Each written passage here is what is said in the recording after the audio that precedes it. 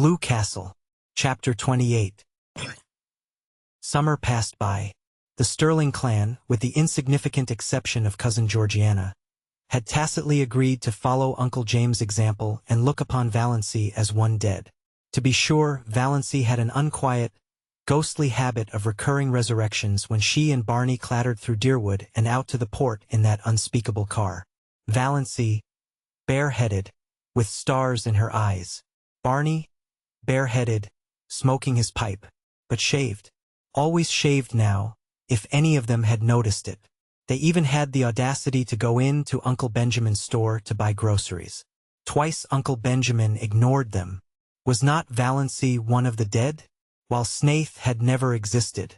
But the third time he told Barney he was a scoundrel who should be hung for luring an unfortunate, weak-minded girl away from her home and friends.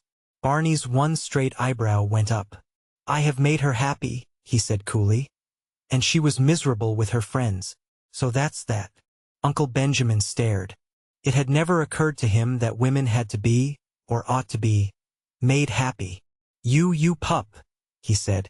"Why be so unoriginal?" queried Barney amiably. "Anybody could call me a pup. Why not think of something worthy of the Sterlings? Besides, I'm not a pup. I'm really quite a middle-aged dog. 35 if you're interested in knowing." Uncle Benjamin remembered just in time that Valancy was dead. He turned his back on Barney. Valancy was happy. Gloriously and entirely so. She seemed to be living in a wonderful house of life, and every day opened a new, mysterious room. It was in a world which had nothing in common with the one she had left behind. A world where time was not, which was young with immortal youth, where there was neither past nor future but only the present. She surrendered herself utterly to the charm of it. The absolute freedom of it all was unbelievable. They could do exactly as they liked. No Mrs. Grundy, no traditions, no relatives, or in-laws. Peace, perfect peace, with loved ones far away, as Barney quoted shamelessly. Valancy had gone home once and got her cushions, and Cousin Georgiana had given her one of her famous candlewick spreads of most elaborate design. "For your spare room bed, dear," she said. "But I haven't got any spare room," said Valancy. Cousin Georgiana looked horrified. A house without a spare room was monstrous to her. "But it's a lovely spread," said Valancy with a kiss. "And I'm so glad to have it. I'll put it on my own bed. Barney's old patchwork quilt is getting ragged." "I don't see how you can be contented to live up back," sighed Cousin Georgiana. "It's so out of the world." "Contented?" Valancy laughed. What was the use of trying to explain to Cousin Georgiana? "It is," she agreed, "most gloriously and entirely out of the world." "And you are really happy, dear?" asked Cousin Georgiana wistfully. "I really am," said Valancy gravely, her eyes dancing. "Marriage is such a serious thing," sighed Cousin Georgiana. "When it's going to last long," agreed Valancy. Cousin Georgiana did not understand this at all. But it worried her, and she lay awake at nights wondering what Valancy meant by it. Valancy loved her blue castle and was completely satisfied with it. The big living room had 3 windows, all commanding exquisite views of exquisite Mastawis.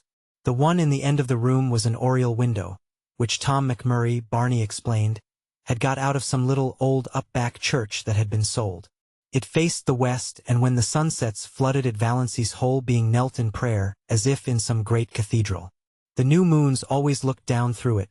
The lower pine boughs swayed about the top of it, and all through the nights the soft, dim silver of the lake dreamed through it. There was a stone fireplace on the other side. No desecrating gas imitation, but a real fireplace where you could burn real logs, with a big grizzly bearskin on the floor before it, and beside it a hideous red plush sofa of Tom Montgomery's regime. But its ugliness was hidden by silver-gray timber wolf skins, and Valancy's cushions made it gay and comfortable. In a corner a nice, tall, lazy old clock ticked, the right kind of a clock. One that did not hurry the hours away but ticked them off deliberately. It was the jolliest-looking old clock. A fat, corpulent clock with a great, round, man's face painted on it, the hands stretching out of its nose and the hours encircling it like a halo. There was a big glass case of stuffed owls and several deer heads, likewise of Tom McMurray's vintage. Some comfortable old chairs that asked to be sat upon. A squat little chair with a cushion was prescriptively Banjo's. If anybody else dared sit on it, Banjo glared him out of it with his topaz-hued, black-ringed eyes. Banjo had an adorable habit of hanging over the back of it, trying to catch his own tail, losing his temper because he couldn't catch it, giving it a fierce bite for spite when he did catch it, yowling malignantly with pain. Barney and Valancy laughed at him until they ached. But it was Good Luck they loved. They were both agreed that Good Luck was so lovable that he practically amounted to an obsession. One side of the wall was lined with rough, homemade bookshelves filled with books, and between the two side windows hung an old mirror in a faded gilt frame, with fat cupids gamboling in the panel over the glass. A mirror, Valancy thought, that must be like the fabled mirror into which Venus had once looked and which thereafter reflected as beautiful every woman who looked into it. Valancy thought she was almost pretty in that mirror. But that may have been because she had shingled her hair. This was before the day of bobs and was regarded as a wild, unheard-of proceeding, unless you had typhoid. When Mrs. Frederick heard of it, she almost decided to erase Valancy's name from the family Bible. Barney cut the hair, square off at the back of Valancy's neck, bringing it down in a short black fringe over her forehead. It gave a meaning and a purpose to her little three-cornered face that it never had possessed before. Even her nose ceased to irritate her. Her eyes were bright, and her sallow skin had cleared to the hue of creamy ivory. The old family joke had come true. She was really fat at last. Anyway, no longer skinny. Valancy might never be beautiful, but she was of the type that looks its best in the woods, elfin, mocking, alluring. Her heart bothered her very little. When an attack threatened, she was generally able to head it off with Dr. Trent's prescription. The only bad one she had was one night when she was temporarily out of medicine. And it was a bad one.